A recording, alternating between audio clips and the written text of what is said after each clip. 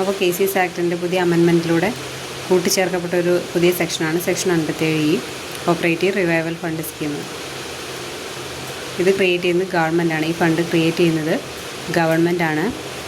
Cooperative revival fund സ്കീമിനെ കുറിച്ച് define ചെയ്യുന്നത് റൂൾ 2 ഓഫ് AB-യിലാണ്. റൂൾ 2 ഓഫ് AB-യിലാണ്. ഈ ഫണ്ടിൻ്റെ പർപ്പസ് എന്ന് പറയുന്നത് for providing financial assistance to the weaker or dormant സൊസൈറ്റീസിന് ഫൈനാൻഷ്യൽ അസിസ്റ്റൻസ് പ്രൊവൈഡ് ചെയ്യാമെന്ന ഉദ്ദേശത്തോടു കൂടിയാണ് ഈ ഒരു സ്കീം ഇൻട്രൊഡ്യൂസ് ചെയ്തിട്ടുള്ളത്. ഈ സ്കീമിലോട്ട് പ്രധാനമായിട്ടും കോൺട്രിബ്യൂഷൻസ് വരുന്നത് 3 തരത്തിലാണ്.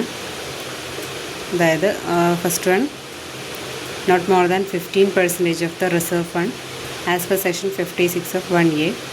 സെക്ഷൻ 56 1A പ്രകാരമുള്ള റിസർവ് ഫണ്ടിൻ്റെ 50% കൂടാത്ത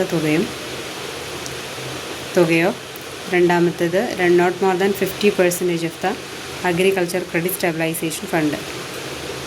അഗ്രികൾച്ചർ ക്രെഡിറ്റ് സ്റ്റെബിലൈസേഷൻ ഫണ്ടിൻ്റെ 50% കൂടാത്ത തുകയോ. പിന്നെ third one, the fund that may be granted by government from time to time. Government grant ചെയ്യുന്ന ഫണ്ടുമാണ് ഈ കോപ്പറേറ്റീവ് റിവൈവൽ ഫണ്ട് സ്കീമിലോട്ടുള്ള കോൺട്രിബ്യൂഷൻസ് ആയിട്ട് വരുന്നത്.